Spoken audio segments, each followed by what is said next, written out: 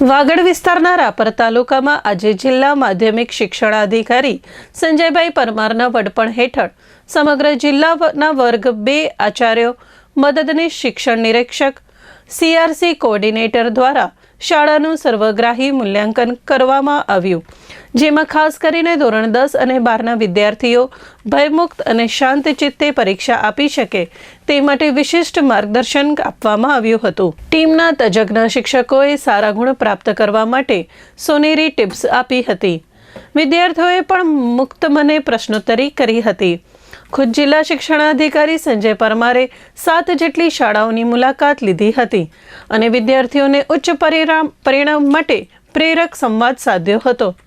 તાલુકાની 40 જેટલી માધ્યમિક, ઉચ્ચતર માધ્યમિક શાળાઓમાં જિલ્લા શિક્ષણાધિકારી કચેરી અને જિલ્લા પ્રાથમિક શિક્ષણાધિકારી કચેરીની સાથે સંયુક્ત 12 જેટલી ટીમ દ્વારા વાર્ષિક નિરીક્ષણ કરવામાં આવ્યું હતું। ટીમોએ વહીવટી અને શૈક્ષણિક બાબતો ચકાસી જરૂરી સુધારાઓ માટે સૂચનો કરેલ હતા। વાગડ વિસ્તારમાં માધ્યમિક શિક્ષણનું સ્તર ઊંચું લાવવા માટે આજે ખુદ જિલ્લા માધ્યમિક શિક્ષણાધિકારી સંજયભાઈ પરમારે કેમ્પ યોજ્યો હતો અને વિદ્યાર્થીઓ અને વિદ્યાર્થિનીઓને ભયમુક્ત બની ધોરણ 10 અને 12ની પરીક્ષા આપવા માટે તંત્ર દ્વારા આગોતરી તૈયારી કરવામાં આવી છે।